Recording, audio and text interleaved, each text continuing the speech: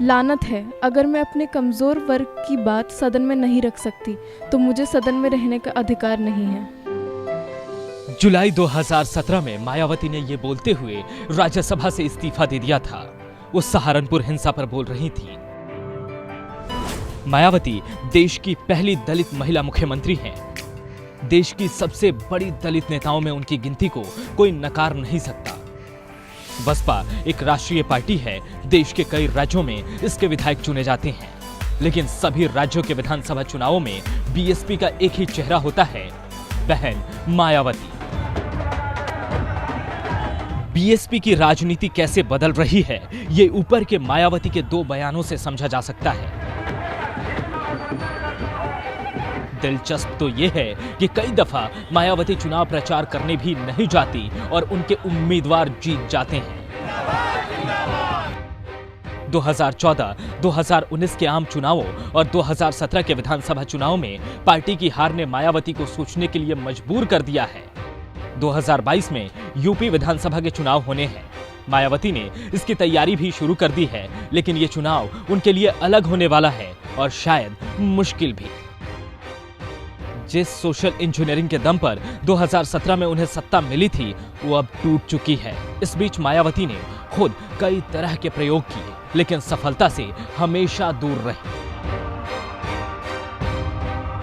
उत्तर प्रदेश की 4 बार मुख्यमंत्री रह चुकी मायावती का जन्म 15 जनवरी 1956 को नई दिल्ली में एक सरकारी कर्मचारी प्रभु दयाल के घर हुआ था। मायावती का पूरा नाम मायावती प्रभुदास है। पिता डाक विभाग में काम करते थे। मायावती के 6 भाई और 2 बहनें हैं। बहन जी के गांव का नाम बादलपुर है, जो यूपी के गौतम बुद्ध जिले में आता है। दिल्ली विश्वविद्यालय के कालिंदी कॉलेज से उन्होंने बीए किया है। गाजियाबाद से बीएड और फिर दिल्ली विश्वविद्यालय से एलएलबी की डिग्री हासिल की है। बीएड करने के बाद दिल्ली के इंद्रपुरी के जेजे कॉलोनी में बतौर टीचर मायावती ने पढ़ाना शुरू किया था। साथ ही आईएएस की तैयारी भी शुरू कर दी थी। इस बीच कांशीराम से उनकी मुलाकात हुई और 1984 में वो बसपा में शामिल हो गई। बहुत कम लोगों को पता है कि साधारण परिवार से ताल्लुक रखने वाली मायावती जब 1995 में पहली बार उत्तर प्रदेश की मुख्यमंत्री बनी थी, तब देश के तत्कालीन प्रधानमंत्री पीवी नरसिम्हा राव ने उन्हें लोकतंत्र का करिश्मा कहा था। 1989 में वह पहली बार लोकसभा के लिए चुनी गई और उनकी पार्टी ने 13 सीटें जीतकर अपनी मजबूती का परिचय दिया। 1997 में वह दोबारा मुख्यमंत्री बनी। 2002 से 2003 और 2007 से 2012 के बीच वह फिर से मुख्यमंत्री बनी। देश की सबसे कद्दावर नेता बन चुकी मायावती भले ही अभी राजनीतिक रूप से कमजोर हुई हों, लेकिन देश की एक बड़ी दलित आबादी आज भी उनके साथ है। मायावती और कांशीराम के शुरुआती दिनों की बात है। तब मायावती आईएएस बनना चाहती थीं। कांशीराम मायावती के बोलने की शैली और उनकी राजनीतिक समझ से प्रभावित हुए थे। कांशीराम को मालूम हुआ कि मायावती आईएएस बनना चाहती हैं। एक दिन उन्होंने मायावती से कहा, मैं तुम्हें इतना बड़ा नेता बना दूंगा कि एक दिन आईएएस अधिकारियों की एक पूरी कतार तुम्हारे सामने तुम्हारे आदेश के इंतजार में खड़ी होगी। मायावती को करीब से जानने वाले कहते हैं कि मायावती को पढ़ाने में उनकी मां की बड़ी भूमिका थी। उनकी मां चाहती थी कि उनके सारे बच्चे पढ़ लिख जाएं ताकि अच्छी जिंदगी जी सकें।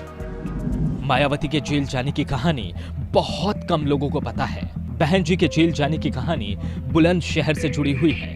बुलंदशहर में मायावती और एक डीएम के बीच मत पत्र देखने के लिए छीना झपटी और हाथापाई हो गई थी। दिसंबर 1991 की यह घटना है। मायावती को तब बुलंदशहर से तब के इलाहाबाद के नैनी सेंट्रल जेल लाया गया था। पेशी के बाद लौटते वक्त एक दरोगा मायावती का एनकाउंटर भी करना चाहता था। मायावती लखनऊ पैसेंजर से इलाहाबाद आ रही थी। ट्रेन रुकने पर साथ में चल रहे स्कॉट के दारोगा ने नीचे उतरकर पैदल चलने को कहा। रेलवे लाइन क्रॉस करते समय दारोगा ने मायावती की हत्या करने के इरादे से अपनी रिवॉल्वर निकाल ली। ट्रेन के उसी कोच में सफर कर रहे आर्मी वालों ने दारोगा को खबरदार करते हुए कहा कि गोली मत चलाओ। आर्मी वालों के कहने पर दारोगा डर गया। इसके बाद मायावती को रिक्शे पर बिठाकर पुलिस लाइन लाया गया। मायावती ने दारोगा की शिकायत करते हुए जेल सुपरिटेंडेंट को लिखित दरखास्त लिखी थी। कभी कांशीराम और मायावती के साथ काम कर चुके सरवर हुसैन ने एक साक्षात्कार में मायावती के बारे में ये बातें कही थी। मायावती जब चौथी बार उत्तर प्रदेश की मुख्यमंत्री बनी तो उन्होंने 5 साल का कार्यकाल पूरा किया था। 1960 के बाद ऐसा करने वाली यूपी की वो पहली मुख्यमंत्री थी। देश की सियासत, खासकर देश की दलित सियासत में मायावती सभी नेताओं से आगे हैं। इस कामयाबी के साथ साथ मायावती के साथ कई विवाद भी जुड़े हैं। कई घोटालों में उनका नाम भी आया। मसलन लोग सवाल करने लगे कि 1995 में महज 1 करोड़ 12 लाख की संपत्ति वाली मायावती के पास 2012 में 112 करोड़ 64 लाख रुपए की संपत्ति कैसे आ गई। 2008 में यूएस केबल ने मायावती को पोर्ट्रेट ऑफ लेडी का तमगा दिया था। यह रिपोर्ट यूएस एम्बेसी दिल्ली से भेजी गई थी। 2011 में विकिलीक्स ने अपने खुलासे में मायावती को तानाशाह, भ्रष्ट और शाही खर्चे वाली बताते हुए कहा था। उत्तर प्रदेश के पूर्व सीएम ने अपनी पसंद की सैंडल मंगवाने के लिए अपने निजी प्लेन को मुंबई भेजा था। मायावती में असुरक्षा की भावना इतनी है कि उनके खाने से पहले उसे एक कर्मचारी चखता है। उनकी रसोई में खाना बनाने वाले 9 रसोइयों की निगरानी होती है। घर से ऑफिस निकलने से पहले वे सड़क को धुलवाती हैं। विकिलीक्स ने इस बात का भी खुलासा किया था। मायावती के करीबी सतीश मिश्रा ने यूएस एम्बेसी के अफसरों से कहा था कि निजी तौर पर मायावती का झुकाव भ्रष्टाचार की ओर है, साथ ही वो तानाशाह जैसा व्यवहार करती हैं। विपक्षी दल अक्सर मायावती पर चुटकी लेते हुए कहते हैं कि मायावती के सरकार में रहते हुए सिर्फ पत्थरों की नक्काशी बेहतर हुई है। विपक्ष स्मारकों और पार्कों के जरिए अक्सर मायावती पर हमला करते रहते हैं। मायावती के स्मारकों और पार्कों पर होने वाला खर्चा किसी पहेली से कम नहीं है। पत्थरों की इस दुनिया का गणित भी बहुत जटिल है। तो चलिए मायावती के पार्क और स्मारकों के गणित को जानते हैं।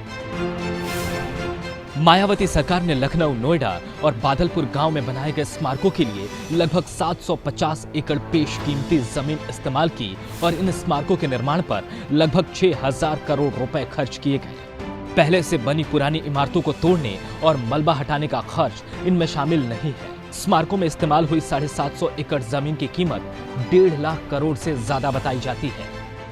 स्मारकों के रख रखाव के लिए लगभग 6000 कर्मचारी रखे गए हैं। सालाना इनके वेतन का बजट 76 करोड़ रुपए है। वेतन के अलावा रख रखाव का सालाना खर्च 50 करोड़ रुपए है। इन स्मारकों में हर महीने औसतन 75 लाख यानी सालाना 9 करोड़ रुपए की बिजली जलाई जाती है। मायावती कहती हैं कि हमने उत्तर प्रदेश के बजट का सिर्फ 1% धन इन स्मारकों पर खर्च किया है। सियासत में आदमी की किस्मत खुद के भरोसे कम दूसरों के ज्यादा होती है। मायावती साधारण परिवार से आई थी। कांशीराम उन्हें राजनीति में लेकर आए थे। मायावती ने संघर्ष भी किया, बसपा को खड़ा किया, शेड्यूल कास्ट से आने वाली देश की पहली महिला मुख्यमंत्री भी बनी। लेकिन आज उनकी इमेज बदल चुकी है। कुछ हद तक एक बड़ी आबादी उनसे दूर होती जा रही है। उनकी इमेज बहुत बदल गई है। एक साधारण महिला लाखों जनता के सामने भला 5 करोड़ के नोटों की माला कैसे पहन सकती है? वो जनता जिसे 2 वक्त की रोटी नसीब नहीं होती। देश में दलितों की स्थिति सुधरी है, लेकिन आज भी एक आबादी है जो दाने दाने के लिए मोहताज है। उनका जन्मदिन किसी त्योहार से भी ज्यादा धूमधाम से मनाया जाता है। उसमें पार्टी के तथाकथित गुंडे कार्यकर्ताओं से फंड वसूली करते हैं। मायावती का पसंदीदा रंग पिंक है, माने गुलाबी। वो पिंक सलवार पहनती हैं। उनके घर का रंग भी पिंक है। जन्मदिन पर उनका केक भी पिंक कलर का होता है। लेकिन जो दुनिया उन्हें अपना मसीहा मानती है, वो आबादी जो उन्हें अपना नेता मानती है, वहां सब स्याह है, माने सब कुछ काला।